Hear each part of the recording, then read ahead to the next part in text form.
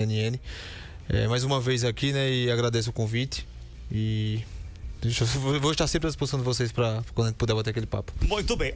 Você já passou pelo CRB, pelo Sergipe, aliás, no CRB, no Sergipe e também na equipe do Asa do Alvinegro da Arapiaquense. Eu queria que você detalhasse um pouquinho o analista de desempenho e mercado, principalmente os dois juntos, e você pode fazer essa função muito bem na equipe do CRB, do Clube de Regatas Brasil. E aí o detalhe importante, você pega esse scout, analisa jogadores, e tem um detalhe muito importante, principalmente da equipe do CRB, e a gente debate muito aqui, Vitor, sobre alguns jogadores, e isso, lógico, eu deixo bem claro que não fica na sua...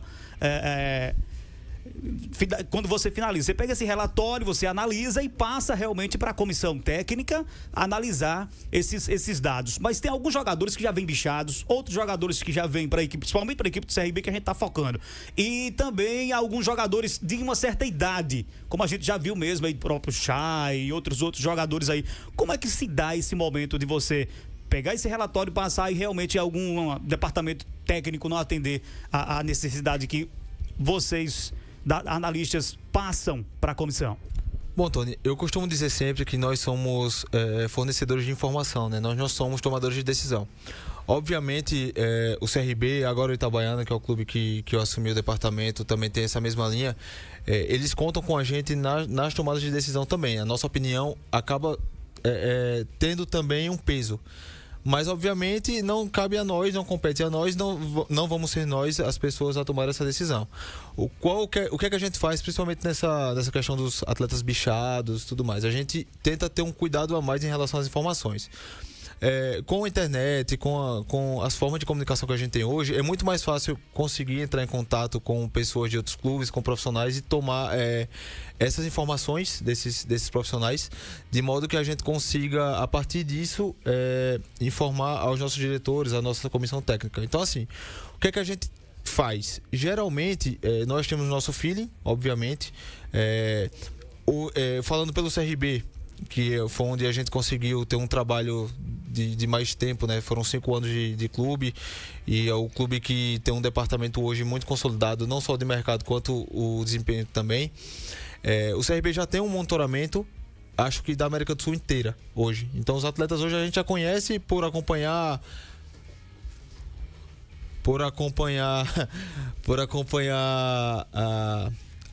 as competições e tudo mais. Então, assim, a gente já vai tendo essa situação de acompanhar em tempo real. Mas, em alguns casos, quando surge essa dúvida, quando surge algum tipo de coisa, a gente tenta ir através desses contatos que eu mencionei, através de departamentos médicos, executivos também, para que a gente use essa informação também como um balizador ali da decisão.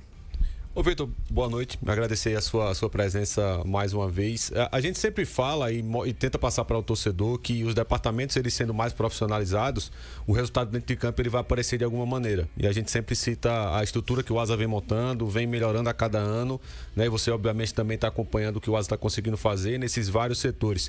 Queria que você passasse para o torcedor, principalmente, a importância hoje do analista de desempenho que pega todos os dados, todos os scouts, passa para a comissão, e também para o analista de mercado que ajuda também o executivo de futebol, como você disse. Tem o feeling, mas também tem todo o trabalho de monitoramento, seja no Brasil ou seja na América do Sul. Não, eu acho que o trabalho que o Asa vem fazendo hoje é algo que eu defendo há muito tempo em relação a departamentos, né? Os clubes têm que ter. O profissionalismo faz com que a coisa aconteça dentro de campo. Usando novamente o CRB como exemplo, eu sei que o acesso para o CRB é uma questão de tempo, não sei se vai levar 1, 2, 5 anos, mas vai acontecer, não sei se esse ano talvez, por tudo que é feito, não só de bastidor, mas o clube também entendeu a necessidade de estruturar o clube, a diretoria entendeu, o presidente, então assim, é algo que eu sei que vai acontecer, o mesmo caso do Asa também, a gente vê ano após ano o clube se profissionalizando, entendendo a necessidade de ter profissionais no clube, entendendo a necessidade de dar condições a esses profissionais de trabalho. Então, assim, o que a gente tenta fazer e mostrar, né? Que a partir do momento que a gente tem a estrutura, a gente vai entregar resultados. E aí, o desempenho, obviamente, a análise de desempenho, a análise do adversário, vai ter cada vez mais aquela proximidade com a comissão e vai conseguir entregar resultados à comissão, assim como o analista de mercado vai mostrar ao executivo a necessidade e a importância de algumas situações para que as tomadas de decisões sejam as melhores possíveis. Vitor, boa noite, um abraço. Em relação à tua situação no CRB, a gente ouvia de muita gente que o departamento de futebol do CRB era extremamente importante, mas também ouvia de dentro do mesmo CRB que esse departamento era importante, mas precisava de uma oxigenada para evoluir ainda mais. Em meio a esse misto de positividade e negatividade que é extremamente normal em qualquer empresa isso. Qual a motivação da sua saída do CRB depois de um longo período e figurar em uma equipe hoje, de repente, numa divisão abaixo? Foi bem natural a saída, Cardeal, em alguns pontos. Tanto que, num primeiro momento, não ia existir essa saída, sendo sincero. Após o Alagoano, eu recebi uma ligação 48 horas depois da ligação, do campeonato, da final do campeonato alagoano, para assumir uma outra função no departamento. Aliás, no clube. Assumir a situação de coordenação, mas a gente levei um tempo até receber a proposta de forma oficial. Fiquei em casa, mas aguardando. O clube honrou com tudo até então, até o momento que a gente ia entender ou não se a gente ia continuar. Então foi muito profissional do clube e com o clube eu não tinha nenhum tipo de problema. E aí, quando eu recebi a proposta, quando a gente de fato resolveu sentar para conversar sobre essa proposta e para tentar entender qual era a necessidade do clube, o que é que eles pensavam para mim, a gente entendeu que naquele momento o melhor seria cada um ir para o seu lado, e foi o que aconteceu. Então, assim, não houve nenhum tipo de problema, não houve nenhum tipo de motivação especial, algum motivo específico. Eu acho também que não só para mim, mas também para o clube, havia essa necessidade dessa rotação também. Chega um momento que a gente acaba chegando no nosso limite ali em relação ao que a gente vai entregar. Isso é natural em qualquer empresa, em qualquer clube. Então eu precisava andar, o clube precisava dessa girada também. Até então não houve nenhum tipo de aquisição, mantém os mesmos profissionais, só houve uma mudança em relação ao Gabriel, que voltou para análise de desempenho junto com o Caio, que já estava lá, foi o menino que a gente subiu da nossa base, e muito competente, menino novo, com potencial, com sede. Então, assim, não houve nenhum motivo específico. A gente acabou entendendo que era o melhor para nós ali. E muita gratidão, eu tenho muita gratidão ao clube, e eu tenho certeza que as portas ficaram abertas lá. E não só com essa atual diretoria, mas com todas as pessoas que compõem o CRB como um todo. Viderlan Araújo. Oi, Vitor, um abraço aí para você. Estamos acompanhando aí o papel que você tem exercido no futebol, e é muito importante quando se traz agora nessa sua sequência de profissão, né, vivendo novas experiências. Isso mostra que o profissional tem se firmado no mercado. E isso, no mercado do futebol, todos nós sabemos que existe uma concorrência constante pelo grau, os estudos que são constantes também de muitos profissionais jovens, assim como você, e que traz esse diferencial, por ser alagoano, por ser aí de Arapiraca, e que mostra a capacidade também desses seus conhecimentos. Eu, inclusive, trouxe aqui no início do mês passado, de outubro, tinha recebido uma informação de pessoas também que nós estamos tendo sempre relações constantes do futebol, de que havia, na verdade, uma procura, um interesse, um início de entendimentos do ASA com você. Eu gostaria que você, nessa oportunidade, até porque é a pessoa mais apropriada para falar se foi verdade ou se não foi, se explicasse se essa situação também aconteceu em algum momento desta temporada, pós eliminação, por exemplo, do ASA na Série D do Campeonato Brasileiro. Vitor, boa noite. Boa noite, Viderlan. Não houve nenhum tipo de proposta oficial, tá? O clube tem os seus profissionais lá e eu respeito muito, eu tenho muita ética em relação a isso, e quando houve conversas, de fato houveram algumas consultas, mas nenhuma proposta. Mas sempre que havia essa sondagem, esse tipo de conversa, sempre foi uma coisa em off, não foi nada oficial pelo clube. Então, não foi oficializado isso pelo clube. Mas eu sempre deixei muito claro sempre que se houvesse esse acerto de fato, se houvesse proposta, houvesse acerto, eu não queria que se abrisse mão dos meninos que estão lá hoje, dos dois profissionais que o clube tem hoje. A minha ideia, a princípio, seria uma coordenação, tá? Mas que a gente não abrisse mão dos meninos que estavam lá hoje, porque, assim, como eu falei, eu busco ser muito ético em relação a isso. E não havia a mínima possibilidade de eu querer alguma coisa, tomar um lugar que não é meu ou que pertencia a outras pessoas. Então, assim, oficialmente não houve uma conversa, mas sempre nesse sentido, que se houvesse o acerto, a gente tentaria dar uma consolidada no departamento, dar uma estruturada, ter mais mãos trabalhando para tentar ajudar, porque eu defendo muito departamentos com várias mãos, como eu mencionei. Porque assim, existem muitas coisas a serem feitas em departamento de análise, sabe? Muitas coisas mesmo. E à medida que a gente vai tendo mais pessoas, vai tendo mais pessoal, vai tendo mais... digamos... Vai tendo esse tipo de coisa com várias pessoas, a gente consegue desenvolver melhor o trabalho, consegue amenizar um pouco também a carga de trabalho. Então foi sempre nesse sentido. Como eu disse, não houve nada oficial, não foi nada oficializado. Houve sondagens, só que acabou que não andou naquele momento. Vitor, tem uma pergunta aqui do torcedor também, lógico. Ele fala mais da equipe do Asa sobre a questão do software que é utilizado aí, que disponibiliza, principalmente a equipe do Asa, ou vamos generalizar, principalmente o time que você trabalhou também, a equipe do CRB, o software que é disponibilizado aí para os analistas de desempenho de mercado. Bom, são vários hoje, são inúmeros. Existem softwares para a gente fazer tagueamento, que a gente chama, né? Que a partir do momento que a gente está no jogo, a gente consegue com um botão selecionar aquele lance ali e levar para o banco de reservas, levar para o vestiário no intervalo, fazer um pós-jogo ali rapidamente. Dentro desse segmento existem alguns. Existem 2 plataformas de banco de dados também que faz com que a gente tenha acesso a banco de dados do mundo todo, de informações tanto quanto qualitativas de atletas, assim como jogos completos e tudo mais. Existem plataformas de transmissão de vídeo, existem plataformas para marcar os vídeos, aqueles desenhinhos que a gente vê, principalmente em transmissões, desenhos táticos. Então assim, hoje são inúmeros, não cabe mencionar nomes porque de fato vai sempre faltar alguma coisa, mas principalmente na oferta do Brasil hoje para o futebol brasileiro, em prateleiras de Série A e Série B, dado os custos também, digamos assim, existem muitas plataformas disponíveis para os departamentos. Obviamente, quanto melhor, quanto mais ágil, quanto mais coisas ela nos entregar, mais cara ela vai ser. A gente está falando de coisas aqui, por exemplo, essa plataforma de banco de dados, uma licença anual hoje custa em torno de R$80 mil. Então, assim, depende muito, depende também da criatividade de nós analistas em relação ao nosso orçamento.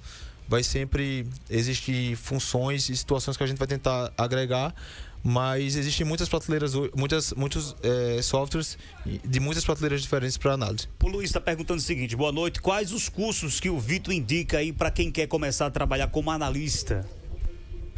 Eu fiz CBF Academy lá atrás, em 2018. Eu acho que eu fui eu, Caio Marcelo, um amigo meu que hoje está no Gloriense, mas é do Coruripe. Fomos os primeiros, eu acho, que tivemos a licença da Academy, da CBF Academy aqui no estado. Então, assim, para mim, o ideal seria o curso da CBF Academy, muito mais pelo network que nos propicia ali, a vivência, as pessoas que a gente tem contato, os profissionais de Série A, Série B.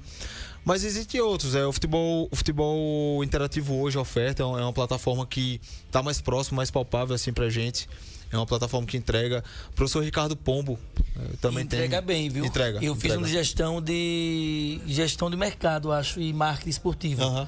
Entrega bem pra caramba ele. Exato, para quem quer ter interativo. Exato, para quem quer ter aquele primeiro contato ali, assim, é uma plataforma que tem vários profissionais que inclusive dão aula na CBF Academy também. Então, talvez ir pelo futebol interativo hoje, com investimento um pouco mais baixo que a CBF Academy, seja o ideal.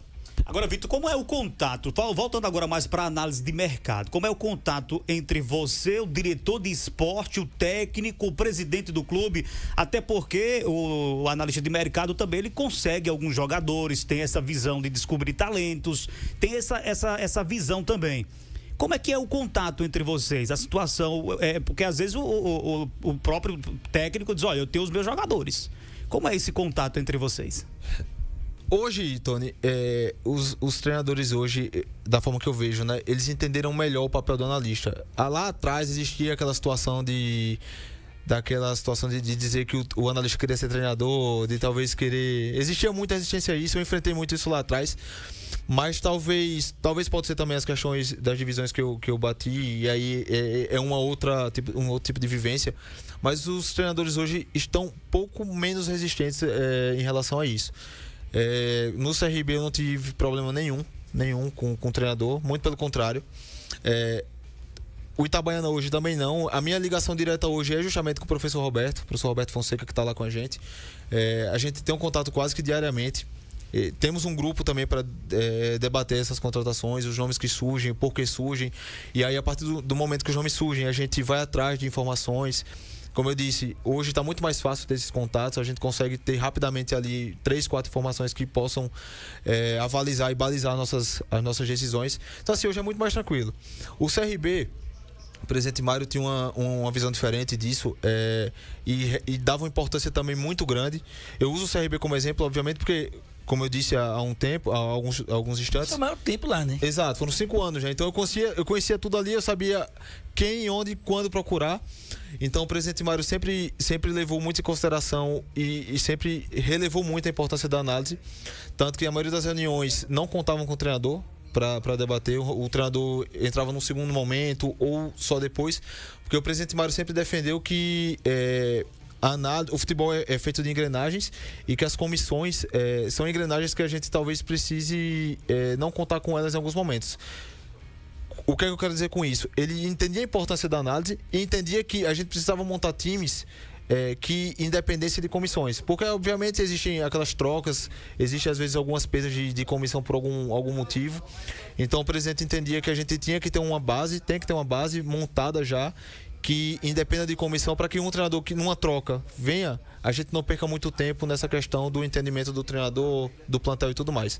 Tanto que ano passado eu acho que foi um ano que a gente mais mudou um pouco assim de perfil de comissão técnica, se a gente for olhar naquela reta final ali, quando o professor Daniel saiu, veio o Pivete e aí depois veio o Hélio. Eram situações diferentes, o professor Hélio dos Anjos. Mas se a gente for olhar de 2021, do início da gestão Mário Marroquim, com a chegada do Alan Al, porque o Roberto Fernandes vinha de uma outra comissão, mas do Alan Al até o Daniel Paulista eram comissões parecidas em relação a entendimento de jogo e mais ainda, entendimento do dia a dia, da forma como lidavam com o dia a dia e tudo mais. Então assim, a gente sempre procurou manter um equilíbrio ali em relação a isso. Ô Vitor, você começa no Asa, o Asa na Série D, você vai para o CRB na Série B e agora você vai para o Itabaiana na Série C. Nessas 3 divisões e nesses 3 momentos, é claro que a parte financeira ela é diferente nos 3 aspectos, mas hoje o Itabaiana na Série C tem uma estrutura nesse departamento de análise para dar o suporte para você e todo o resto da rapaziada?